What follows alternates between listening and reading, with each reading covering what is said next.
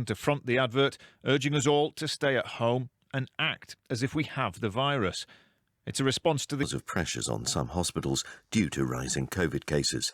The Belfast Health Trust, which has 3 main sites within the health service and the private sector. People across the UK are being urged to jab. Our health correspondent Richard Gulpin reports. This association says any genuine NHS vaccination booking would never require. President Trump has been permanently banned from Twitter, with the social media site warning the way some people are interpreting his tweets risks further incitement of violence. In his final posts, he vowed to ensure none of his supporters would be disrespected and announced he would not be attending Joe Biden's inauguration later this month. Here's our North America technology reporter, James Clayton. Donald Trump loves being on Twitter. It's his primary way of getting his message out. Being banned from it will hurt. He accused Twitter of conspiring with the Democrats and the radical left after the company announced it was permanently suspending his online account. Twitter said there were concerns about further incitements to violence by Mr. Trump. Mr. Trump said Twitter was trying to suppress free speech. With his personal account blocked, he wrote his latest assertions on the rarely used official presidential Twitter account, saying he would not be silenced, which was quickly deleted by Twitter. He also said he was looking to set up a new platform, though he didn't give any further details. North Korea's leader Kim Jong-un has reportedly described the United States as his country's biggest enemy. Analysts say his remarks are an attempt to apply pressure on the incoming Biden administration at the White House. Mr. Kim also said plans for a nuclear-powered submarine were nearly complete, which would allow North Korea to move its missiles closer to the United States. A senior SNP politician says he has every faith and trust in the First Minister Nicola Sturgeon after she was accused by her predecessor Alex Salmond of misleading Parliament. Mr. Salmond said her evidence to the inquiry into sexual assault claims against him was simply untrue. His comments emerged in a written submission to a separate probe into whether Ms. Sturgeon breached the ministerial code. The First Minister says she entirely rejects Mr. Salmond's claims.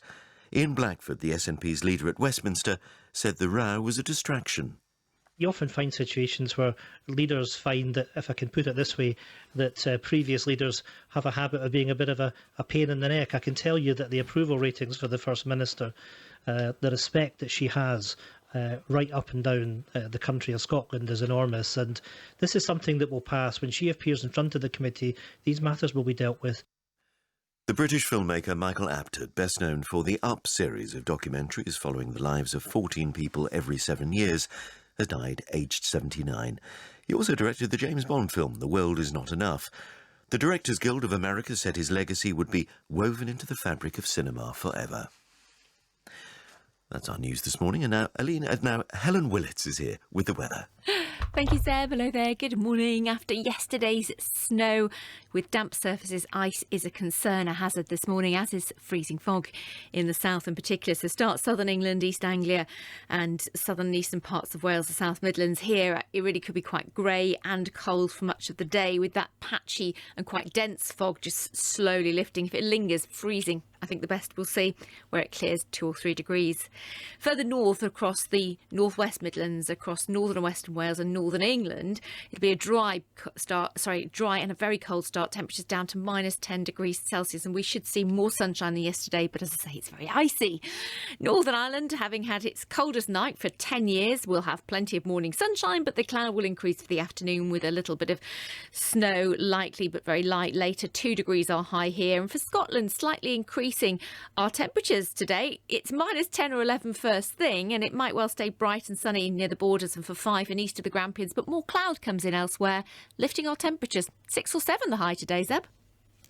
Well, focuses on Boris Johnson's stark warning for the public to obey the restrictions, summing up his appeal with the headline, "You must stay at home." The word must is underlined. The Daily Telegraph reports that officials are concerned as to whether people are complying with the lockdown, with case rates up in all English local authority areas, apart from Richmond-upon-Thames.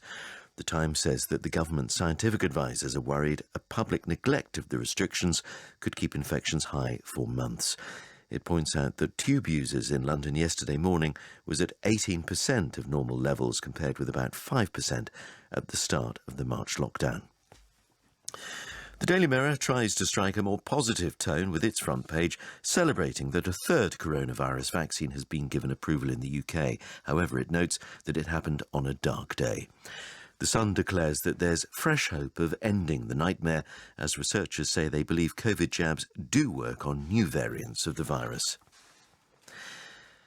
The Chinese government is funding British YouTube stars to produce propaganda videos, according to The Times. It quotes the Conservative MP and chairman of the Chinese research group, Tom Tugendhat, as saying dictators have always used useful idiots to whitewash their crimes, and sadly the current rulers in Beijing are following the same playbook. That rounds off our look at the papers this